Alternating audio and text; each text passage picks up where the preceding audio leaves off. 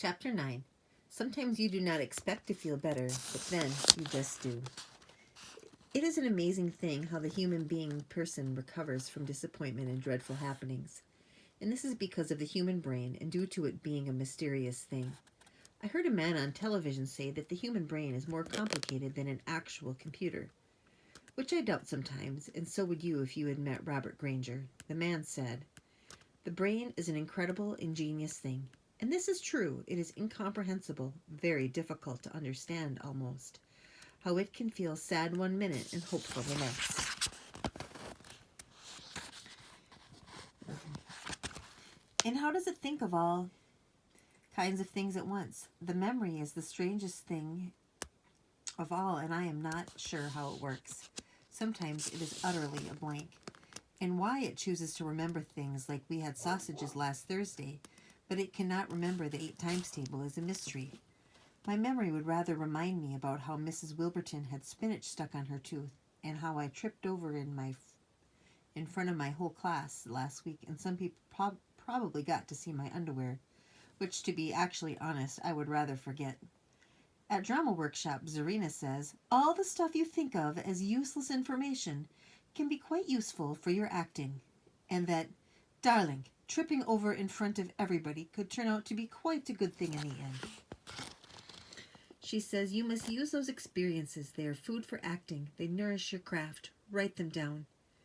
I say, the last thing I want to do is tell any more people how I tripped over and people saw my underwear. The worst bit is they were absolutely embarrassing ones, and they had a picture of a little monkey on them, and that is not me. I do not wear stupid underwear normally, which is why Granny would say every day should be best underwear day to avoid this kind of a disaster. Anyway, Zarina says, these kind of memories are useful because the secret to fabulous acting is understanding how something like, for example, falling over in front of your whole class and being completely embarrassed might feel. Darling, the more experiences you have like this, the better you will become at imagining, inventing, and embodying. On the way home, I am wondering if Nun 7 was ever embarrassed in front of her whole class, and I am wondering whether she decided to become a nun because one day she fell over and everyone got to see her monkey pants. And I make a note of this in my Ruby Redford notebook. And I am thinking I am really getting to know Nun 7. She's a bit like Nun 4, but not quite exactly the same because I have made her different, and I think I will be good at acting her. The next time we have Mr. Washington, I ask him about the memory thing because I desperately want to remember all my spellings and also other things too, things that might come in useful. Like, for example, there are things you think you don't need to remember, things that you don't think would be helpful, but then suddenly you find out they are. Like knowing 9 eighths are whatever 9 eighths are. 9 times 8 equals 72. Or how far it is to walk from Helsinki to Constantinople. Constantinople, now called Istanbul, is 1,332 miles from Helsinki. 1 mile will take 20-ish minutes if you are a fastish walker. So it will take you 26,640 minutes to get there. But don't forget to stop for a fizzy drink or you will die of drought. Because you will never know when you might have to. Then there are other things that are nice to remember because they are nice to remember. Like, for example, maybe a poem or the name of a mountain in Japan, just because it's nice to know. My dad's one of those people who is always remembering things. You can ask him practically anything about facts and he will know the answer. He says if he doesn't know the answer, then he will just come up with one, because why not? He says, just give it a try. A Ruby Redford rule is you just never know when something you know is going to come in handy. So this is a good reason to know more. But the thing is, however much I know, I always forget it. Mr. Washington says, the secret is to train your memory. He says it's just like exercising any other part of your body. There are things you can do to get it in shape. He says the first thing to do is try and memorize something you really enjoy. Like maybe a poem or a song or breeds of dogs or whatever you are really into. He says the secret is to be interested. Is there something you would really like to be able to say by heart? And I say, well, it's funny because I nearly know the whole part of Liesel in The Sound of Music. I have sort of learned it by accident, just listening to Grace doing it over and over. And Mr. Washington says, well, that's probably because you would love to play this part, so your mind is interested. So why don't you learn the whole part perfectly? It will be really good practice. I think he is right, and I should start to train my memory. Then I think of Carl training Granddad in cement, and I wonder if it will be so easy. On Saturday, there is nothing to do, and so I slightly wander along to Eggplant. It is very hot, and there is nobody out on our street at all except for a few flies. When I turn the corner onto Sesame Park Road, there are people everywhere, and I can see them all plonked out like sardines in the park. Eggplant is all nice and cool, and for once there is no one in there except Kurt and this other girl who works there. Kurt seems really pleased to see me, and he even introduces me to the girl who is named Kira. She has her hair done in a scarf and wears very wide-legged leg pants that are all fraying at the ends, and she has got an earring in her eyebrow. It looks very uncomfortable, and she keeps twiddling it.